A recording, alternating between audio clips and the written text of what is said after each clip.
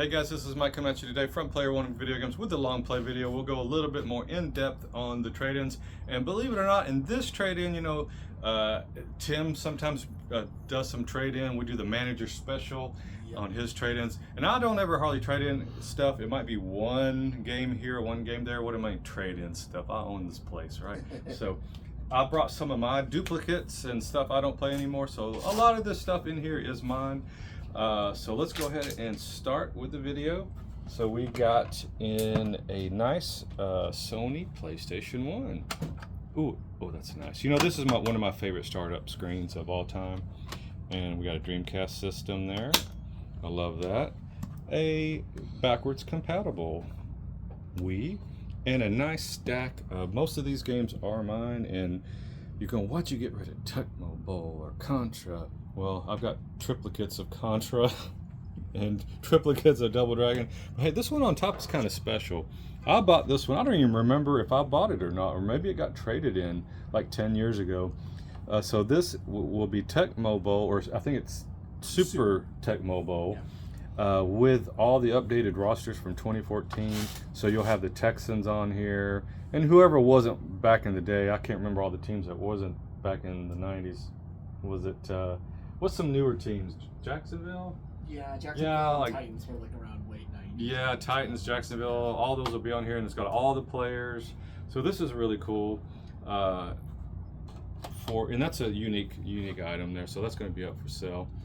And we got a stack of 3DS games along with Wii games. Look at that. Donkey Kong Country. Ooh, I want to play that on the Switch too. Have you tried it? No. Not yet. Okay, and we got some Xbox One, some 360 Blue Dragon. You know, this is a game that had such giant expectation when it came out, and when it hit, everybody, not everybody, but a lot of people were like, this game sucks. It's not what I was expecting. But then it caught fire. It's not that bad. But I need to try this game. Any game that lets me grind while I can do dishes, it's a win in my book. Yes. So I might try this game one of these days, but I got so much backlog, it's crazy. And some original Xbox game. A few of those are mine. Guess which ones in the comments below, and I'll let you know if you guess right. Got a little bit of Wii, a little bit of a Switch, and 3 PS5 games in there. Anything good in the PS3, I always say, hey, play Heavy Rain. That you can play that game for many times through. Journey is, that's a good one. That's a good one too. And San Andreas, if you want to get pumped up and muscled up. And got a little stack of PSP games. Haven't been getting PSP traded in as often. I've never tried Dante's Inferno on the PSP, but I love that game on the on the 360 or PS3. I can't remember which one I played it on. It's on both. On both, yeah. So that's probably just as good on the PSP. And we got both God of Wars. We hardly ever see those in. Pick those up. Battlefront 2 on PSP, also really good. Plays a lot like the console versions. I love the console version. And then we got some PS1 games in there. Marvel vs. Capcom, that's kind of the biggie in there. Metal Gear Solid. And that's the standard edition of Resident Evil in the small jewel case. Let's check it out. Show some folks. I didn't even see it hiding in there. Yeah, this is actually probably a little bit rarer than the long box, isn't it? It's a little rare, but not as expensive. Yeah. His face looks all jacked up on that. I always thought. I was like, what, man? Looks good. And then, okay, next stack is some Dreamcast games. Go from the bottom top this time. Yeah, we'll go from the bottom top. Got a Japanese game in there. Let's pull it out and see what it is. Actually, I don't think it's a Japanese game. This is one of those games that it's a fan, not maybe a fan made, but a company, made game that was way after the system was dead. I remember buying this one maybe 10 years ago. So it's just a little racing game, top down.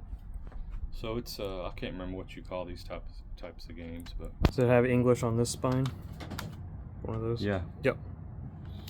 Okay, this right here is really cool. I don't know, it's called a Bleamcast, and they made a few games. Bleamcast did that, not games, but they made this disc that, like this one is made for Tekken 3. You put in the Bleamcast disc, and then you take it out on the Dreamcast, and then you put in your PlayStation 1 Tekken 3, and you can play it on your Dreamcast. Not only will it play, it will definitely make a huge improvement on the quality of the graphics, like really almost double. It's that good. They did a great job, but then a Dreamcast or Sega or whoever sued them at Microsoft, I don't know, sued them into the ground, yeah, and Bleamcast no longer existed, so it was, somebody sued them to death. But I love the Bleamcast stuff. And so yeah, F355 challenge. This one, if you've never played this one in the arcades, that's, you know, this was an arcade game, and it was so arcade realistic.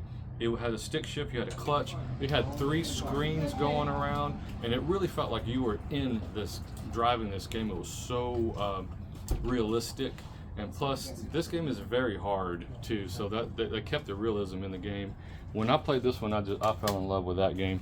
And so we got the next stack is some 7800 games in there with a couple of Atari 2600 games. And here is some loose Genesis games. This one is Sports Talk Baseball. Yeah. Doesn't say it on the front. I bought that one brand new when it came out. Wasn't disappointed, but it was pretty good game. Some Game Boy Color and Game Boy Donkey Kong Advance. Country. Are you going to buy that one? The new one? Maybe eventually, if it goes on sale. And got Mario, a lot of Donkey Kong stuff. Sonic Advance. Mm-hmm. I don't really see those in too often anymore. Oops. And a couple of handhelds there, Game Boy Advance and a color, really nice ones. And let's go to this Atari. I love this Atari 2600. The 4-switch is the one I had when I was a kid, not the 6-switch. The 6-switch came out in like 78, original 77, 78, maybe in the 79. I got mine in 80. When this was the launch of the 4-switch. This was the most common one.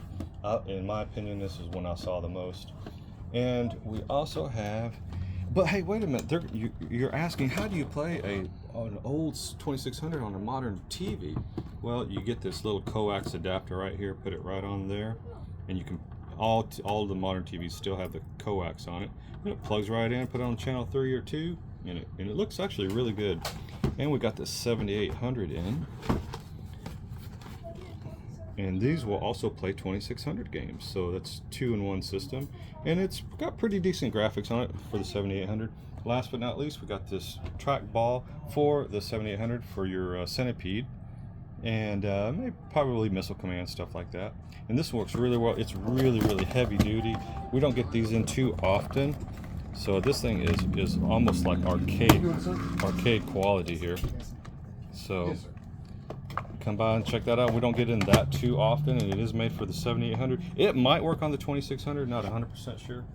But hey, come on down, check all this out. If you got any questions, give us a call, 281-992-GAME, G-A-M-E, 281-992-4263. We're located in Friendswood, Texas, just south of Houston. So come on down to Player One Video Games. It'll be a great time.